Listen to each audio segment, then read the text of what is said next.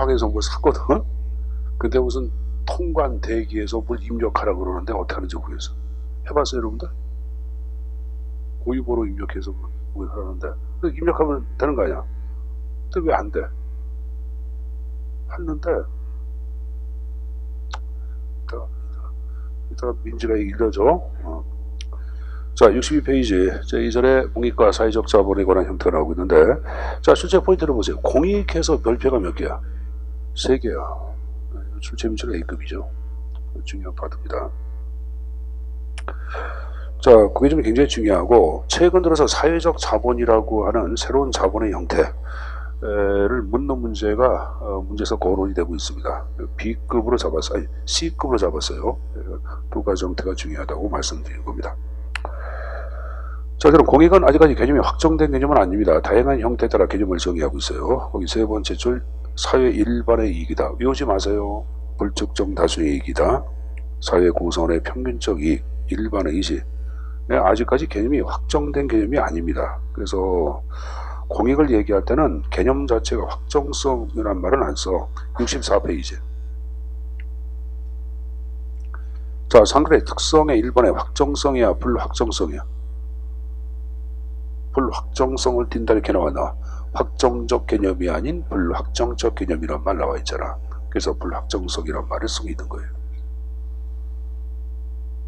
됐습니까? 자, 그럼 이제 공익을 우리가 얘기할 때는 항상 출제에 나오는 것이 62페이지 하단에 학설을 묻는 게 시험 문제에 계속 나왔어요, 여러분들. 그래서 항상 공익은 학설을 묻는 게 약 90%야. 90%. 이거 뭐 중요하다고 제가 말씀드린 거죠.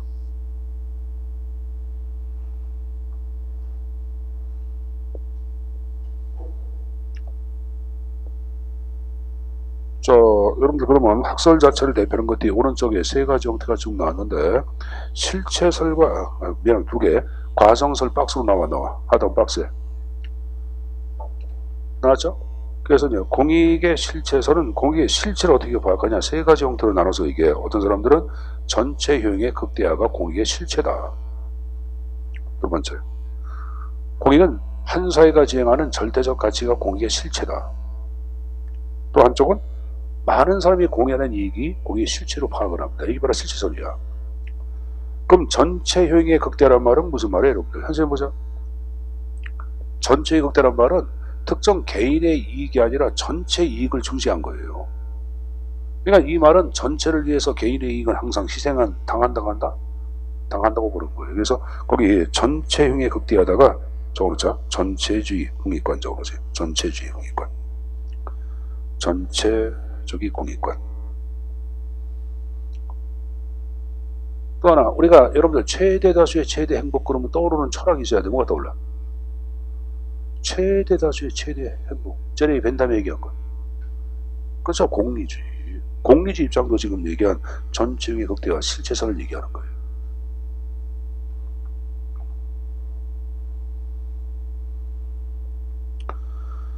자, 두 번째, 한 사회가 지향하는 여러분들 궁극적 절대적 가치가 공익이라고 파악하는 거야. 선생님 보자. 저 하나님의 나라는 우리가 살아가는 궁극적 절대적 경지라고 할 수가 있어 없어? 저 하나님의 나라는 기독교랑 하시는 분들 저 하나님의 나라는 우리 인간이 추구하는 궁극적 절대적 경지라고 할 수가 있어 없어?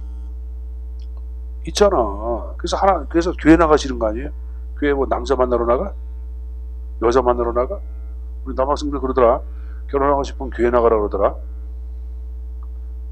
그렇게 얘기하는 사람도 있어요, 여러분들. 근데 그것은 아니죠, 여러분들. 공적으로 하나님의 나라에 귀인하게 한 거 아니야. 그러면 이게 바로 뭐냐? 공익은 우리 인간 사회가 추구하는 궁극적 절적 가치는 뭐냐? 공익을 구현하기 위해서 인간 사회가 존재한다고 파악하는 거예요. 알았습니까? 그래서 이걸 절대설이라고도 얘기하고 규범설이라고 표현하기도 합니다.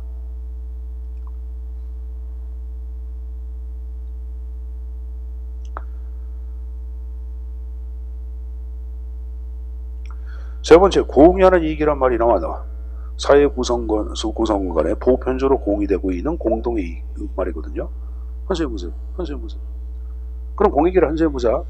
노동자들의 이익이 공익이다. 그럼 이것은 여러분들 지금 얘기한 공유의 이익하고 충돌이 돼야 돼. 자, 인간 사이에서 보편적으로 공유하고 있는 공동의 이익이 바로 공의라고 해석하는데, 그럼 내가 노동자의 이익 자체를 여러분들 공의로 파악할 때는 특수한 이익을 얘기하는 거 아니야? 이건 지금 얘기한 대로 공유의 이익하고 서로 상반된 개념이야. 알았어요? 다시 해보자. 공익은 사회적으로 약자를 위한 이익이다. 그것도 특수한 이익에 들어가는 거예요. 여러분 굳이 얘기하면은 그게 아니라고 봐. 그러게 63페이지에 자 위에 니은번에 실체설 해서 공익은 실체를 전체의 극대화 공리주의 견나서 안 나왔어? 나왔죠. 옆에 도덕적 절체적까지 하나님의 말씀 나왔어 안 나왔어? 네, 공유하는 이익 부분적 특수이익과 구별되는 사회구성 간의 법률에 공유되고 있는 공동이익이란 말 나와 있잖아요. 여러분들 그걸 얘기하는 거예요. 그럼 다시 거기 들어보자. 한번 해보자. 전체주의 공익과는 좀 전에 얘기한 실체설이다. OX. 오죠. 그럼 전체주의를 얘기해보자. 자, 국민 중심이야? 아니면 여러분 국가가 중심이 돼? 국가 중심이 되지. 그럼 국가 중심의 공익관 그러면 물어보자. 실체설이야? 과정설이야? 실체설. 그럼 국가 중심이란 말은 행정이 중요한 역할을 수행한다란다. 한다 그런 말이에요. 그래서 박스에 보시면은 거기 여러분들 보편성 강조, 행정의 중심 역할을 강조하는 말 나왔죠? 자, 이번에 이제 과정설을 얘기할 때는 바로 뭐냐?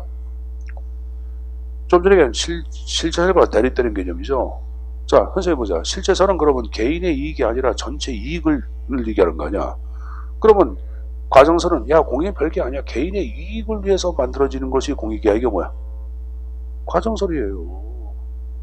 그러니까 A라는 사람과 B라는 사람이 각각 이익을 서로 이제 보장하기 위해 서로 만나서 야, 이거 우리 공익이라고 하자 해서 만든 게 공익이라고 해석하는 거야. 개인의 이익을 위해서 만든 공익이에요, 여러분들. 개인주의설 입장, 과정설이에요. 그럼 공익이 갖고 있는 독자적인 실체를 전면적으로 부정을 해야 하네. 그래서 소극설이란 말을 쓰고 있는 거예요. 내가 좀 전에 개인의 이익간에 만나서 타협해서 탄생한 것이 바로 뭐다? 공익이다. 그래서 이것을 타협설이라고도 얘기합니다. 다수 이익들 간의 조정 타협의 산물로 나와서 안 나왔어? 나왔죠. 또한 과정설을 얘기했던 어떤 사람들 이걸 또 과정설이라 해. 법적인 절차를 준수하는 것. 절차가 과정 아니야. 법적 절차를 잘 준수하는 것이 공익이다. 그것도 과정설이에요.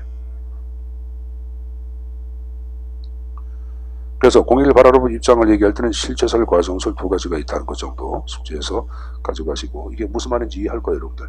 자, 현재 보자. 그럼 이제 이걸 갖고 내가 문제를 한번 만들어 볼게. 우리가 요 뇌는 조금씩 쓰라고 해서 만든 게 뇌하냐? 자, 일단은 물어보자. 개인의 이익 간의 조정 타협의 산물 공익이다. 뭐 과정설 잘했어요. 그럼 개인의 이익을 위해서 공익은 존재하는 거죠. 그죠? 자, 그럼 물어보자. 개인의 이익을 강조하는 것은 전체주의야, 다원주의야? 그럼 다원주의 공익관 그런 거야. 과정설 잘했습니다. 자, 물어보자.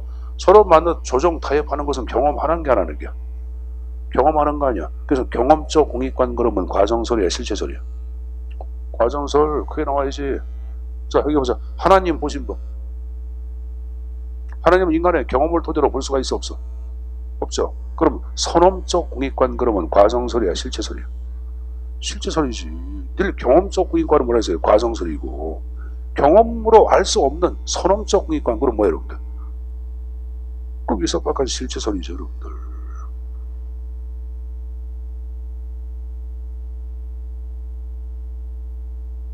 자, 여기 보자, 여러분들. 이순신 장군은, 자, 우리가, 여러분들, 이순신 장군의 최후의 싸움 자체는 어디야? 노량대전 아니야? 그럼 여러분들, 자, 보자. 외구의 총탈을 맞은 이순신이 마지막 남긴 말은 뭐예요? 나의 죽음을 알리지 말라 그랬죠. 그럼 이순신 장군의 공익관을 얘기할 때는 물어보자. 과정설이야, 실체설이야? 실체설이죠. 자신의 죽음으로 전체 국가에 헌신한 거 아니야? 그 실체설이지. 그럼 이때는 그러면 조선 전체의 국가의 이익이 중요한 게야?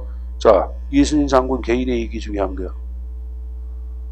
이순신 장군. 그럼 이때는 공익이란 국가의 이익하고, 이순신 장군이란 개인의 이익은 충돌이 돼, 안 돼? 충돌될 리가 없지. 과정설은 항상 뭐가 이익이 되기 때문에, 국가 이익이. 그래서 공익과 사익은 여러분들 대립되지 않는다고 보는 것, 그것도 실체설이야. 적지 마세요. 선생님 보세요. 선생님 봐. 적지 말라 그래서. 근데 내가 이런 얘기했어요. A하고 B하고 만나서 공익이 탄생했어. 근데 공익이 C라는 사람이 이익하고 또 충돌이 돼. 그럼 서로 조정해서 또 D라고 하는 공익이 탄생하겠지. 가다가 또 여러분들 K라는 사람의 개인의 이익하고 충돌이 돼. 조정해서 또 PP라고 하는 여러분들 공익까지 탄생하는 거야. 그러면 공익과 사익은 충돌할 수 있다고 보는 것은 과정설이야, 실체설이야? 과정설. 됐어요? 자, 이걸 잠깐 보고 가겠습니다. 여러분들 63페이지. 자, 맨 위에 세 번째 줄 선험적 공공선, 이게 바로 이제 실체설을 얘기하는 거죠. 옆에 공익과 사익은 갈등할 수 없다? 실체설이죠. 그 옆에 전체 이름으로 부분의 희생? 실체설이죠. 됐습니까? 자, 내려서 과정설 나온 거 보자. 과정설 나온 거 보자. 두 번째 줄 끝에 경험적 공익관이란 말이 나왔나? 나왔죠, 여러분들. 그래, 보다 적어라. 선생님 보자. 선생님 보세요. 선생님 보세요. 서로 만나서 조정 타협하는 것을 우리는 정치한다고 해야 하네. 지금 여러분들 봐봐. 우리 어디야? 자유한국당하고 더민당하고 요새 안 좋잖아. 그러다 또 서로 만나면 또 악수도 해야 하네. 해서 타협도 해야 하네. 하죠. 그럼 그들 보고 정치한다 그래, 뭐 한다 그래? 정치한다 그러죠, 여러분들. 정치한다 그러잖아. 그럼 정치는 그 속성이 서로 투쟁하고 싸움질하고 조정하고 타협하는 것이 정치의 속성이야. 그러면 나 좀 전에 자, 타협의 산물로 파악할 땐 타협과 조정의 산물 그러면은 과정설이야, 실체설이야? 과정설이죠. 그럼 타협 조정은 정치와 과정을 얘기해. 그래서 여기다 적어놔. 과정설에다가 정치와 과정의 산물로 하나 적어놔. 정치와 과정의 산물, 과정설입니다. 자, 다른 건 보지 마세요. 그렇게만 정리하시면 됩니다. 자, 공익은 그렇게만 보시면 됩니다. 다음 페이지 보자. 자, 64페이지. 쪽날개 봐봐. 쪽날개. 64페이지. 자, 1번에 사회 후생의 극대화 실체설 입장 OX. O. 실체설에선 공익과 사익 간의 갈등이 없다. O죠. 자, 그 3번 표현을 잘 봐봐. 선생님 보세요. 자, 우리 민지하고 선생님 뭐더라? 정헌 이름이 이제 정헌이야. 앞에 송정헌. 정헌 이름 정헌입니다. 이 송시성 가진 사람들은 이름을 약간 좀 어렵게 적어. 왜냐면 이게 이제 우리가 양성모음하고 여러분들 또 그런 거 있잖아. 그럼 우리가 이제 정헌 그러면 아냐? 이거보다는 장헌이 외우기 쉬운 거고, 그치? 그 이름이 어려워. 내가 잠깐 어렵다는 이유는 얘 이름을 외우기 위해서 그런 거야. 정헌이. 자, 보자 여러분들. 정헌이하고 민지하고 또 뭐 얘기를 더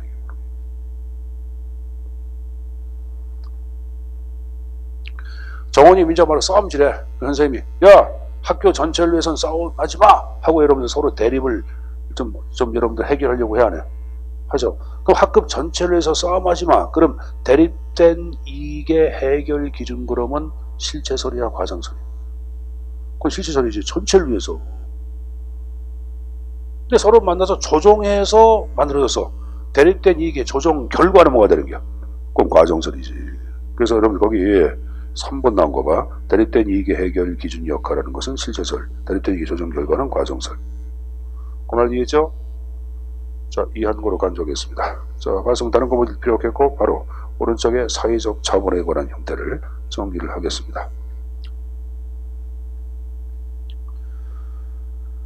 자, 선생님 보자. 우리가 이제 자본을 얘기할 때는 이제 물적 자본이 있고 여러분들 인적 자본 나눠서 얘기하잖아. 그럼 물적 자본을 대표하는 것은 뭐예요, 여러분들? 머니하고 또 토지. 그죠? 그리고 인적 자본은 바로 뭐야? 노동력을 얘기하는 거 아니야. 그죠? 자, 근데 이러한 물적, 인적 자본 말고 또 다른 자본이 90년대 개발이 돼. 1990년대. 이게 사회적 자본이야. 사회적 자본은 뭐냐면, 이거 선생님 보자. 어떤 목표가 있어. 어떤 문제가 발생해서 공동의 문제. 그럼 그 문제를 해결하기 위해서 서로 협력을 해야 돼. 해야죠. 어떤 문제나 목표를 달성하기 위해서 서로 협력하게끔 해주는 어떤 구조, 조건. 이걸 사회적 자본으로 파악하고 있어.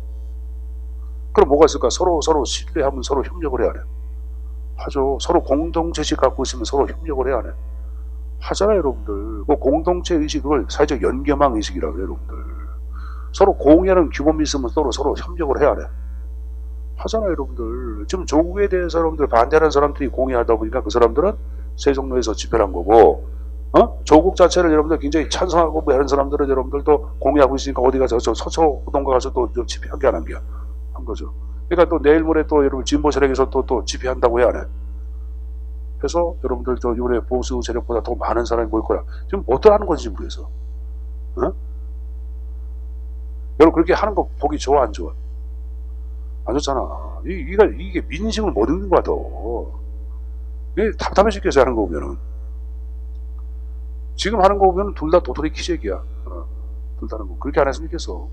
그리고 이제 조국 사건 자체는 매스컴에서도 보도 그만하고 언론 기능 제대로 못하잖아. 그 계속 그 떠들어대는 거 결정되지 않은 사건을 결정된 것처럼 떠드는 것도 문제가 있는 거고. 나중에 다 결정되고 난 다음에 뭐 수사 결과를 발표하든지 아니면 법적인 결과가 어떻다가 나오든지 그러면 이게 좀 우리가 좀 그거 보고 얘기하는 거지. TV에 조국만 나오면 텔레비 끄고 싶은 충동을 느끼 안 느껴? 조국을 떠나고 싶은데 힘이 없어? 너무 심하다 보니까 이게 좀 그만 좀 했으면 좋겠어요, 여러분들. 사회에 굉장히 여러분들 이게 이 의견, 국민들의 의견 자체를 분열시키는 것 같기도 하고 그래서 지금 진짜 안 좋아. 그거 볼 때마다. 안 그러냐? 자, 여기 보자. 선생님 보자. 그러면 내가 지금 얘기한 거 신뢰라든가 공동체의식, 그걸 연결망이라 그래. 그리고 공유하는 규범을 호혜적 규범, 이것을 사회적 자본이라고 얘기합니다. 그래서 맨 얘기에 나온 거 보자. 정전의 인적, 물적, 자원, 자본에 대응하는 개념으로 공동의 목적, 문제 해결을 위해 협력을 가능케 하는 사회구조 조건을 얘기한다. 그래서 신뢰, 사회적 연결망, 호혜적 규범을 공유하는 규범이라고 얘기합니다. 알았습니까? 자, 보는 거 보지 마시고 넘겨봐봐. 특징을 보세요. 자, 제일 먼저 나온 게 사회적 자본의 존재의 형태가 나오고 있는데, 자, 선생님 보자. 여러분들 좀 전에 얘기한 것 공동체의식이라든가 연결망이라든가 공유하는 규범 눈에 보여 안 보여? 유형이야 무형이야? 무형의 자본이죠. 자, 또 하나 내가 여러분들을 신뢰한다고 하여 자 물어볼게. 영어 선생님 여러분 신뢰 못하는 건 아니죠? 나의 신뢰하고 영어 선생님의 신뢰가 경합이 돼 안 돼? 안 되죠? 비경합성이야. 자 여기 보자. 내가 여러분을 신뢰하는데 돈 들어가 안 들어가? 안 들어가죠. 무임승차야. 무임승차를 다른 말로 뭐라 그랬어요? 비배제. 그럼 비배제와 비경합성을 띤 제한을 뭐라 그랬지? 공공재. 그래서 나온 게 여러분들 두 번째 공공재 속성이란 말이 나온 거예요. 자, 세 번째 도적 속성을 얘기할 때는 서로 누적 강화시키는 걸 얘기하는데 자, 선생님 보자. 여러분들 연결망 자체가 견고하면 견고할수록 신뢰도도 높아지고 공유하는 규범도 커져 안 커져? 커지죠. 이게 바로 사회적으로 도덕 속성 아니야.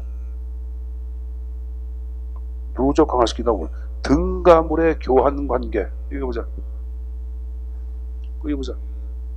A 더하기 B 더하기 C 해가지고 K 이게 등가물인데 이건 공익은 A 더하기 B 더하기 C 자체는 K 이상으로 나온다고 보는 거야. 그 이상의 효과를 가지고 단순하게 K가 아니라 그 이상의 효과. 그럼 등가적 관계 아니야. 등가적 관계가 아니지. 단순한 합이 아니라고 봐 그런 거야. 그 이상의 시너지 효과를 가져온다고 보는 거예요. 여러분. 자, 그리고 여러분들 그 밑에 나온 게 소유 주체의 노력이 필요하고 서로 여러분들 신뢰를 하면 할수록 더욱더 여러분들 이게 축적되고 강화되는 것을 포지티브 썸 게임이라고 얘기하는 거야. 거기 나온 게 됐습니까? 포지티브 썸 단순한 합 이상의 플러스를 가지고 있기 때문에 포지티브 썸이라고 표현하고 있는 거예요.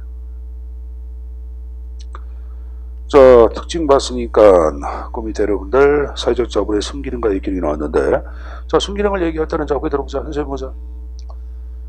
여러분들 뭐 협동학습이라는 거 들어봤어요? 그럼 여러분들 뭐 고등학교 다닐 때 뭐 직소 모형 그런 거 해서 안 했어? 한 번도 안 해봤어? 직소가 뭐야? 직소.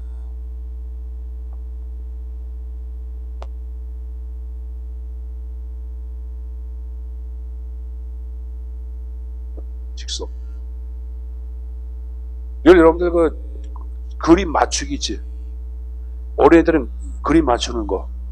그 그림 맞추는 여러분들 모형이야. 그러니까 그림을 맞추는데 여기 보자. 한 사람이 하는 것보다 여러 사람이 합쳐서 맞추면 이게 잘 맞춰지지. 이 협동학습 중에 하나예요.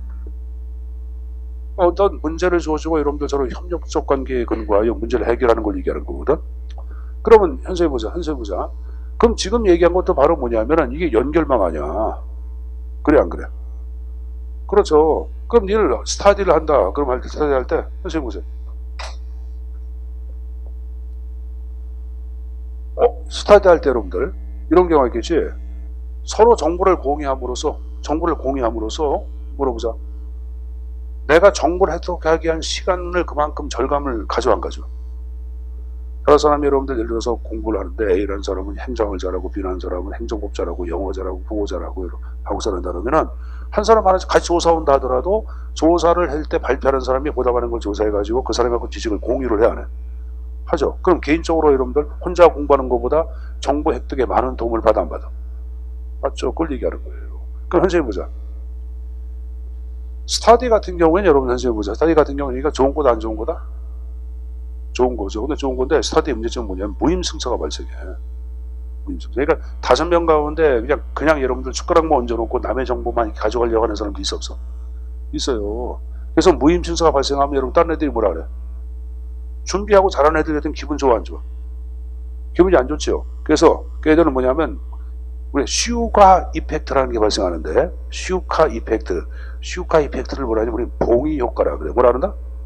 봉이 효과. 내가 봉이야 하고 빠져나오게. 나만 조사해가지고 하니까 여러분들 내가 봉이야 해가지고 내가 빠져나와. 그럼 스타디는 망가져 안 망가져? 무슨 말인지 모르겠냐? 행사학 이론 하나만 얘기해 준 건데. 자, 그만두자. 무임승차가 발생하면 뭘 가져온다? 한쪽에서 많이 준비한 사람들은 뭘 한다? 봉이 효과. 내가 봉이냐 해가지고 그냥 다음 스타디 안 나와버리니까. 그럼 스타디는 망가져 안 망가져? 그걸 봉이 효과라 그래. 그래서 봉이 효과 자체 때문에 여러분들 책임 제도가 이제 등장을 해. 그래서 스타디를 준비하는 친구들한테 어떻게 하냐 여러분들 10,000원 내라, 30,000원 내라 이런 식으로. 그 준비해서 돈 내 안 돼? 준비해서 돈 내는 게 아니라 준비를 해오겠지. 돈 내는 게 아까우면은. 자, 그만두자. 자, 1번 이해했어요? 그 다음에 2번 나온 거 보자. 신뢰를 통한 효과적인 제재 통제가 가능하고 공동체 결속을 강화시켜주고 시민 참여의 네트워크를 통한 지역사회 발전에 공헌합니다. 4번 편 무슨 말인지 이해합니까? 자, 여러분 얘기해보자. 공동체식 같은 경우에는 여러분 지역사회 발전에 공헌을 해야 하네. 그런 걸 얘기하는 거예요. 근데 시험 문제 나올 때 지역사회 발전, 지역사회 혁신에 저해한다. 밖으로 문제가 나왔어요. 그러니까 거기다 해석해놓고 지역사회 혁신 저해 X라고 적어라. 지역사회 혁신 저해 X라고 적어놓으세요.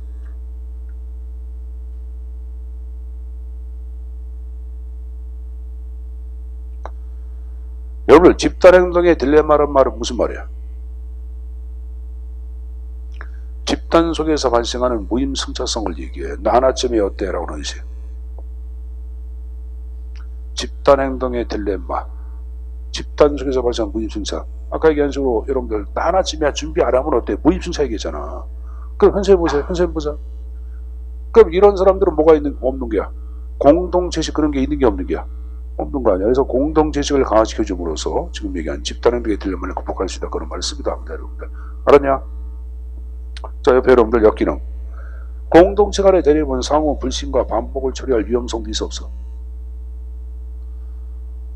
자, 여러분 얘기해보자. 호남 향후에 영남 향후에가 있다 그러면 서로 여러분들 약간 좀 갈등도 있는 경우도 있어 없어?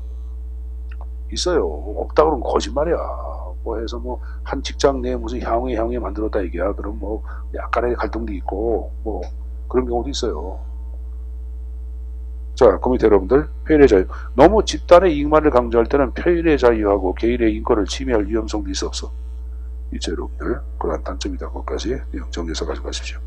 자, 왔으니까 잠깐 좀 정리해서 가지고 가겠습니다. 자, 63페이지 보자.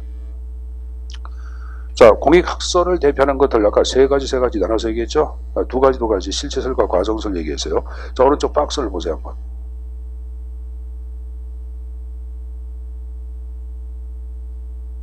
자, 그리고 고개를 들어보자. 전체 효용의 극대화, 실체설, 한 사회가 지향하는 절대적 궁극적 가치. 한 사회가 지향하는 절대적 궁극적 가치. 그것도 실질선이지. 공익은 한 사회가 지향하는 사회가 존재하는 궁극의 이유다 그 말이에요 여러분들. 공유하는 이익. 실제선. 박스 보세요 다시 박스.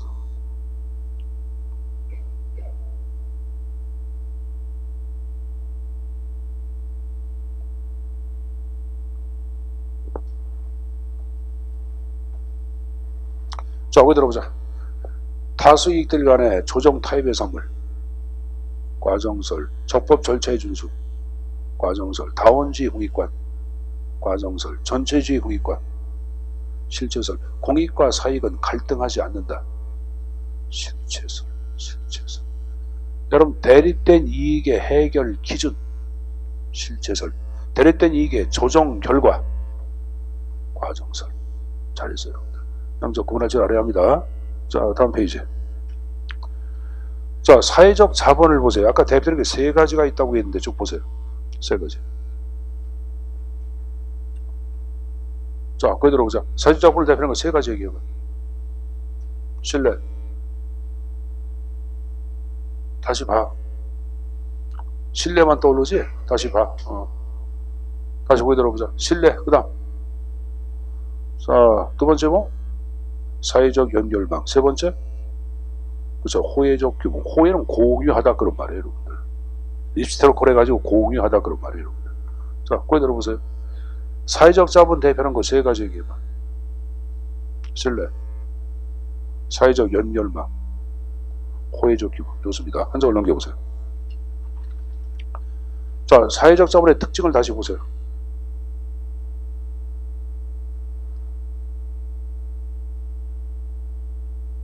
그걸 들어보자. 사회적 자본은 무형의 자본이야, 유형의 자본이야? 무형. 공공재의 속성이야, 공유재의 속성이야? 공공재의 속성이야. 포지티브 썸이야, 네거티브 썸이야? 포지티브 썸이라고 얘기했어요, 여러분들. 자, 내려가서 순기능, 역기능. 자, 물어보자. 지역사회 발전에 기여한다, OX. 오죠. 지역사회 혁신의 저해는 아니라 그랬어요. 집단행동의 대립만을 야기해 이를 극복시켜줘. 극복시켜준다. 한번 해보자. 아까 여러분들 스타디 같은 경우에는 여러분들 이게 문제가 되는 게 무임승차가 발생한다 그랬지. 그럼 스타디에서 무임승차가 발생하는 이유는 뭘까? 스타디 참여하는 사람이 뭐가 없기 때문에? 공동지식이 없기 때문에 그러는 거예요. 그럼 공동지식을 통해하여 지금 얘기한 집단의 대립만을 극복할 수가 있다 없다? 있다 그러고 봐야 되겠지. 무슨 말인지 이해했냐? 이해했어요? 자, 현재 보세요. 여기 보자.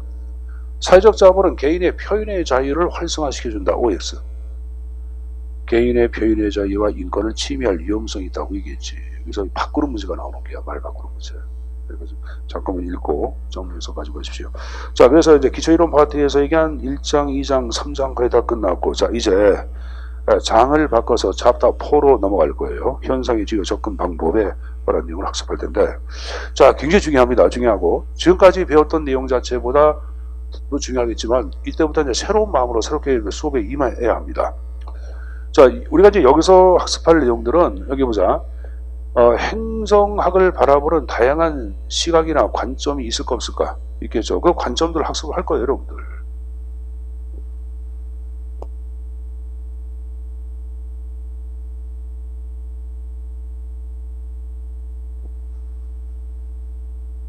우리가 어프로치라고 하는 개념을 얘기할 때는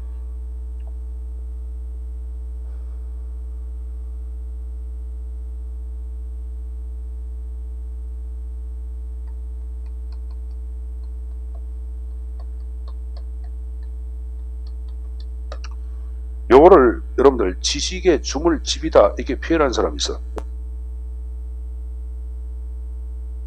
자, 과거에 성균관대학교 유인범 교수, 이 사람이 박근혜 캠프 때 여러분들 그 선거에 참여해가지고 국회의원 하다가 지금 뭐 하는지 모르겠어요. 하여간에 행사에서는 뭐 중요한 결과물, 책을 만들어내는 사람 가운데 한 사람인데, 이 사람 책을 읽다 보니까 지식의 주물집의 형태로 표현하는데 아주 진짜 마음에 들더라고. 그럼 주식의 주물집을 얘기할 때 여러분들 동그란 것도 있고 네모난 것도 있고 세모난 것도 있고 뭐 이런 것도 있고 여러 가지가 있어 없어? 있죠. 그러면 어떤 현상을 바라볼 때 이게 주물집이야. 요 주물집 요것이 바로 뭐냐면 지금 얘기한 어프로치 접근 방법이고, 여기에 근거해 하나하나가 만들어지겠죠. 이게 바로 뭐야? 이게 지식이 되는 거예요. 그리고 이 지식을 여러분들 체계화시킨 것을 띠오리, 이론이라고 얘기합니다, 여러분들. 알았습니까? 이건 사실 이론하고 지금 얘기한 접근 방법은 약간 개념 차이가 있어 없어? 있죠.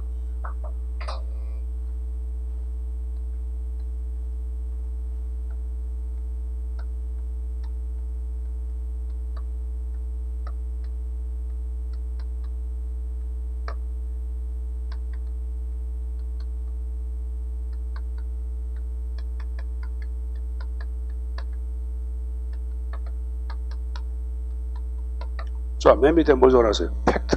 팩트는 뭐야? 사실. 현실 세계에 존재하는 거 이 자체가 사실이야. 사실이 관찰됐다, 이게 뭐야? 데이터, 자료가 되는 거야. 요 자료를 체계화시켜 놓은 것이 바로 뭐냐? 정보고, 정보를 다시 체계화시켜 놓은 것을 지식이라고 얘기하는 거고, 이 지식을 다시 여러분들 만들어서 뭐가 만들어지는 거야? 띠오리, 이론이 탄생하는 거예요. 이게 우리가 위계구조예요, 여러분들. 위계구조. 위계구조인데, 그러니까 여기까지 사용되는 것이 바로 접근 방법이에요. 그러니까 접근 방법에서 여러분 현상의 사실을 바라보고 이하고 관련된 뭐 자료를 수입해야 되고, 자료에 근거하여 여러분들 정보도 어떻게 만들어야 되겠지. 여기에 근거하여 여러분들 접근 방법이 만들어지는 거고, 여기에 근거하여 이론이 만들어지는 거고, 그렇게 얘기하는 거예요, 여러분들. 자, 근데 어쨌든 간에 여기 보자. 내가 지금 접근 방법과 이론은 좀 엄밀한 차이점이 있어요. 없다면 거짓말이야. 근데 이제 행정학이 탄생한 지 얼마 안 되다 보니까 행정학자들 가운데는 솔직한 얘기로 접근 방법과 이론도 구분을 못하는 경우도 많이 있습니다. 나도 옛날에 잘 구분 못했어. 이게 접근 방법인지 이론인지 구분이 안 가. 옛날에 그래서 저희도 박사과정부에 이런 걸 수료하고 난 다음에 그래도 접근과 이론에 관한 구분이 없었는데, 내가 유미봉 교책을 나오고 난 다음에 접근과 이론은 여러분들 이렇게 구분할 수 있구나 하는 걸 알았고, 선생님도 이제 거기에 근거하여 몇 가지 형태가 이렇게 쭉 이렇게, 늘 여러분들 지들이 파악한 도너 알잖아. 문득 한꺼번에 깨닫는 거야. 깨달음에 따라서 요것이 이렇게 만들어지더라고. 그러니까 요걸 학습하는 거예요. 학습하는데, 그러니까 이렇게 보냐, 이렇게 보냐, 이렇게 보냐, 이렇게 보냐, 이게 바로 뭐냐면, 어떻게 보면 이게 현상을 말하면 인지구조야. 그래 안 그래? 어떤 사람은 현상을 동그랗게 하면 인지구조 갖고 있는 사람도 있고. 띠를 보자. 선하다, 선하지 않다, 악하다를 바라보는 인지구조는 사람에 따라 약간 틀려 안 틀려? 틀려요. 그러니까 여러분들 지나가는 여러분들 거지한테 여러분들 적설해 주는 사람 보고 아우 착한 사람이라는 얘기하는 사람이 있고, 쟤는 뭐 쓸데없이 돈을 낭비하는 사람이 있어 없어? 있죠. 그럼 어떤 하나를 볼 때도 보는 사람이 바라보는 관점에 따라서 달라 안 달라? 다르죠. 이게 지금 이게 접근 방법이에요. 접근 방법. 그러니까 행정현상도 여기 보자. 구조를 바라보냐, 그 안에 있는 사람을 바라보냐, 환경과의 관계를 인식하냐에 따라서 여러분들 접근 방법의 형태는 바뀌겠지. 그래서 요구에 근거하여 접근 방법이 이제 쭉 만들어지는데, 그걸 먼저 말씀드리게요. 여러분 교재 어디를 보냐 하면은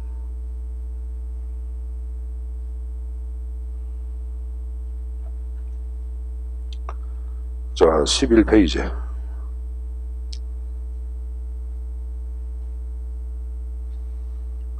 하단에 박스 보자. 자, 중요 변수 해가지고 구조, 인간, 환경, 이념 좀 나왔죠. 자, 그래서 제1기는 30인데까지인데, 이 구조를 대상으로 한 대표적인 접근 방법이 뭐냐? 과학적 관리론이에요. 그러면 2기 때는 30년부터 50년대까지인데, 이때는 인간 중심의 접근 방법이 탄생합니다. 뭐가 나왔어요? 인간관계론 나왔고, 행태론. 그 다음에 5기 때는 여러분들 환경을 대상으로 한 접근 방법, 생태론, 그 다음에 비계행정, 체제론, 비계행정론. 비계행정론은 환경과 함께 기능도 동시에 여러분들 연구를 합니다.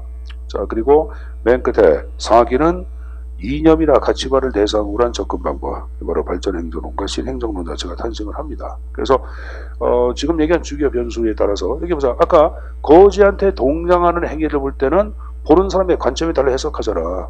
동냥하는 마음가짐 자체가 돈다고 인식한 사람은 착하다고 얘기한 거고, 동냥하는 것을 쓸데없는 돈을 쓴다고 볼 때는 뭐로 파악하는 거야?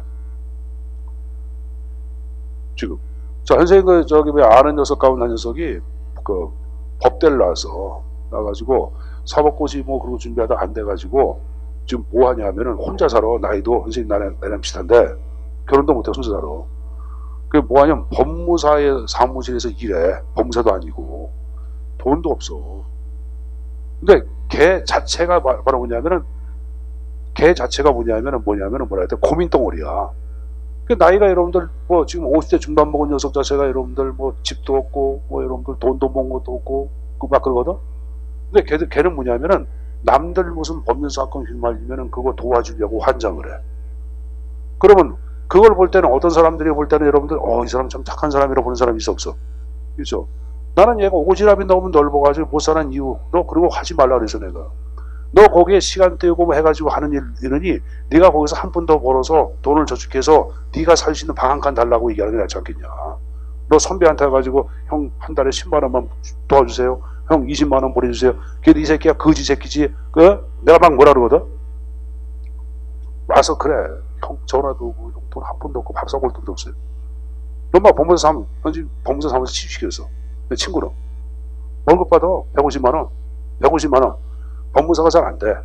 근데 150만 원 받으면은 지 혼자 밥은 먹고 살아 못 먹고 살아. 근데 그거 갖고 뭐 쓰는지 모르겠어요. 그러니까 또 오지랖 걸 뭐 그런 것 같아. 그리고 나한테 전화해가지고 형 10만 원 보내달라고.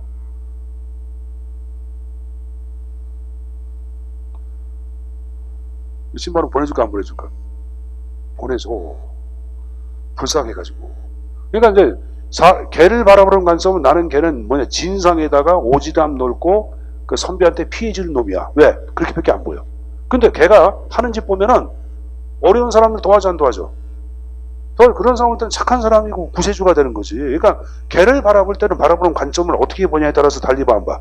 보는 거예요. 그러니까 행정에서도 마찬가지로 보는 거예요. 그래서 이거 형태는 이제 학습을 합니다, 여러분들. 그래서 이게 신행정론까지가 원하는 접근 방법이야. 자, 여러분 교재를 어딜 잠깐 좀 보냐 하면은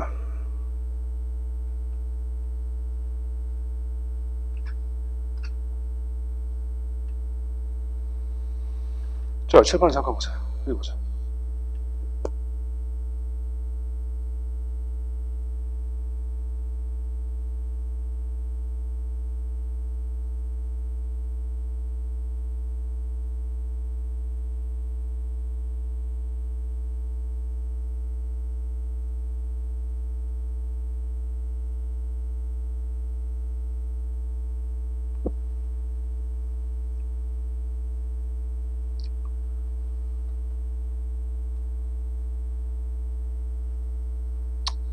종이파지 끊자.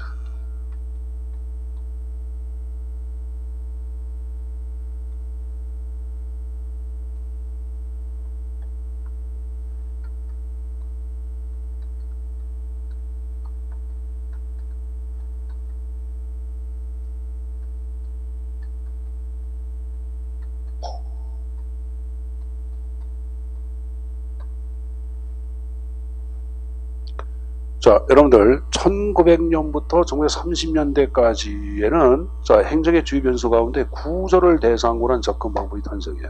그러니까 이제 수학적 구조가 뭔지 알겠습니까? 건축물 구조라는 말 들어봤어 안 들어봤어? 건축물 구조에 따라서 건물의 형태는 바뀌어 안 바뀌어? 바뀌죠. 그러니까 여기 보자. 행정현상을 여러분들 행정현상을 만드는 골조물이야. 골조물이 구조인데 근데 이제 이 행정현상의 골조물 구조의 가장 기본이 되는 것은 뭐냐면 선생님 보세요. 골조물을 어떻게 만드냐에 따라서 여러분들 선생님 보자. 어떤 여러분들 조직이 만들어지기도 하고 조직이 없어지기도 해. 조직이 통합되기도 하고 새로운 조직이 만들어지기도 하고 골조물을 어떻게 만드냐에 따라서 업무를 어떻게 나누냐에 따라서 보자. 업무를 두 개를 나눠가지고 크게 여러분들 영업부하고 생산부로 나눌 수도 있겠지만은 업무를 쪼개가지고 영업부 생산부에다가 여러분들 재고관리도 만들 수 있어 없어? 있고 또 쪼개가지고 연구부도 만들 수 있어 없어? 있죠. 쪼개서 총괄부도 만들 수 있다 없어? 있는 거예요. 그러니까 업무를 어떻게 쪼개냐에 따라서 조직 구조 형태가 바뀌는 거야. 바뀌는 거예요. 상층부하고 하층부를 어떻게 업무를 나누냐에 따라서 구조가 바뀌어. 그러니까 상층부 하층부 업무를 많이 나눌수록 계층제라는 구조가 발달을 해야 해. 하는 거고 상층부 하층부의 업무 자체를 여러분들 상대적으로 덜 나눠볼수록 계층의 수는 적어지겠지. 그래 안 그래? 그렇죠. 그래서 행정학에서 구조물 자체에서 가장 기본이 되는 것은 업무의 배분이야. 뭐다? 업무를 나눠서 총무과, 영업과 만들었다. 이 구조가 만들어지는 거예요. 알았습니까? 그 밑에는 영업과 자체를 또 몇 가지 나눠가지고 여러분들 영업일과 과를 만들었다. 그 밑에 뭐 계를 만들었다. 그 밑에 또 구조 탄생하는 거죠, 여러분들. 요게 요 시기에 이제 요 업무 배분을 중심으로 한 여러분들 이 연구한 이론이 있어요. 이게 바로 뭐냐면은 과학적 이론이에요.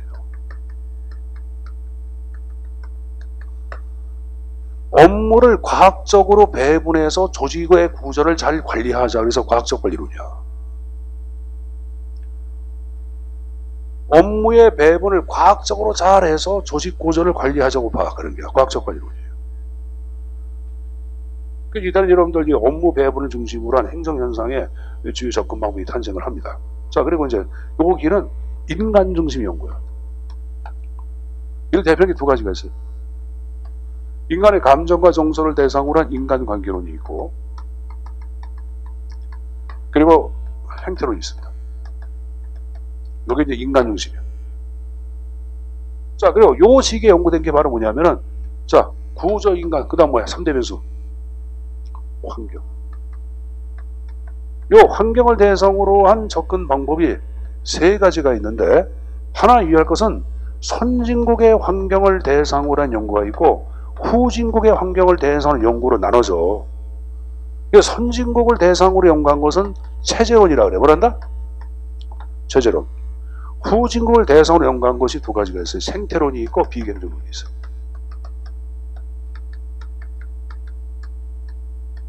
이것은 이제 뭐 어떤 장소에 따라서 약간 달라지는 거지.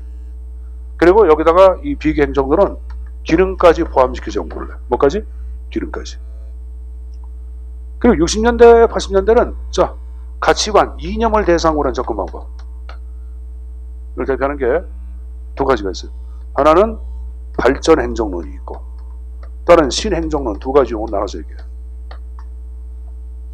그럼 여기까지가 바로 뭐냐? 이 가지가 접근 방법이에요. 요거 밑에 나오는 것들이 있어요. 신공공관리론, 신국정관리론, 그리고 신제도론, 그리고 신공공서비스론. 이런 것들은 사실 접근 방법보다는 이거는 이러한 접근 방법을 바탕으로 지식을 중심으로 한 티오리 이론입니다. 엄밀한 의미로. 근데 이제 행정학 교재는 이걸 뭐 주요 접근 방법으로 정리한 책도 있고 주요 이론으로 정리한 책이 있어서 아직까지 혼동해졌어. 왜? 역사가 짧다 보니까. 국내 행정학 역사는 사실 70년대 그것도 너무 빠르다. 80년대에 들어와서 행정학 연구가 본격적으로 이루어져. 그러니까 저게 80년대부터 연구가 됐으니까 여러분들 기껏해야 몇 년이야? 40년 된 거 아니에요, 여러분들. 그러니까 아직까지 뭐 학문의 뭐 접근 방법, 이론적 체계 이런 것들이 제대로 구축이 돼 있어, 안 돼 있어? 안 돼 있죠. 그래서 요새 소상 과학자들 중심으로 계속 여러분 이걸 좀 다듬기 노력을 좀 하고 있습니다. 한참 해야 돼. 왜? 다른 정치학, 법학, 사회학은 여러분들 역사가 무궁무진하잖아. 그러니까 벌써 접근 방법과 이론이라는 걸 구분이 돼서 쭉 해왔지만 아직까지 행정은 그렇지 않다 보니까 교재마다 쓰는 것들이 약간 틀립니다. 그래서 우리 교재에서는 뭐로 나왔다? 그냥 주요 접근 방법이라고 명칭을 붙어서 이제 학습을 할 거예요, 여러분들. 알았습니까? 자, 그럼 제가 이거 좀 쉬었다 할 텐데, 현재 보자. 내가 주요 접근 방법 자체는 행정의 주요 변수를 대상으로 한 접근 방법이라고 얘기했어요. 그럼 구조를 대상으로 한 접근 방법은 뭐다? 7번, 구조. 자, 여러분 현재 보자.